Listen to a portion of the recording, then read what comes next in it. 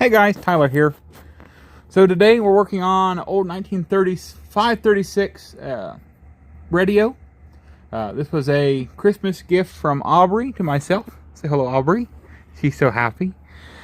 So she had already tore it apart. Was going to make a surprise with it, but then we ended up breaking the glass, which we ended up finding. We found a new piece that to fix that. So now it has turned into a group effort to try to get this thing back together.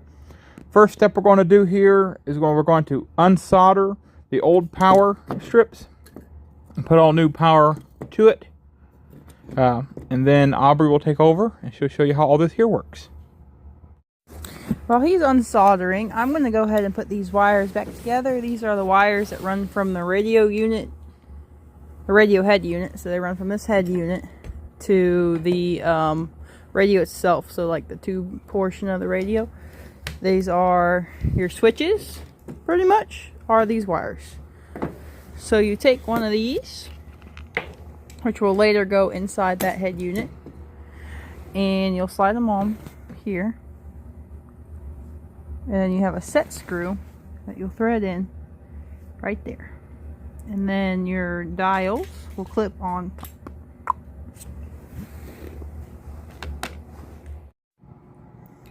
Okie dokie, we're back.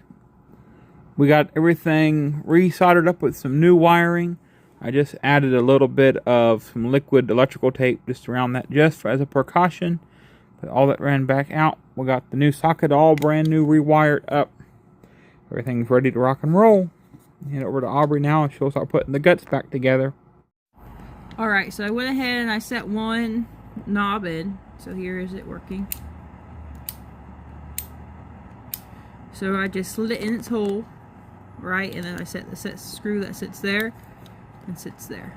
And now I'm going to go ahead and line the other side up and put it in. Alright, so I got both of these in. And we gave it a little bit of oil before we seal it up. Next, we're going to put on, where did I sit it? The gauge.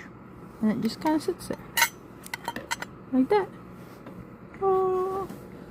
And I gotta put this piece on, which goes in the bottom of the gauge.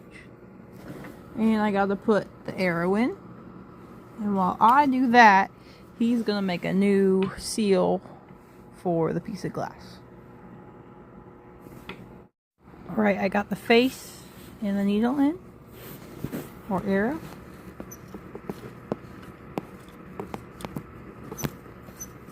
You were wondering. And I'll go all the way the other direction.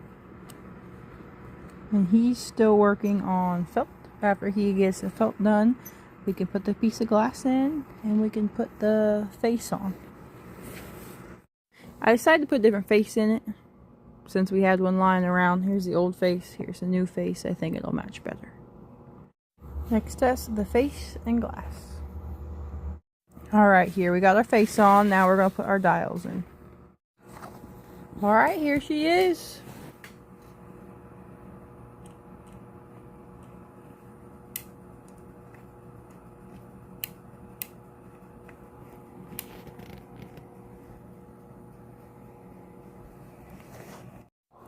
So one reason why we went with the green, apple green color, big shout out to Vibrant Vision Coatings out of Columbus for the powder coating and sandblasting job on it. Looks terrific. We went with the apple green one to be different, but we're working on a 36 through-window coupe right now, and it's the deluxe model, and it originally from the factory it had an apple green pin strip that run around the whole body. So just to be different and kind of accent that color inside the cab of it, I went ahead and made our radio face green. Also, green is my favorite color.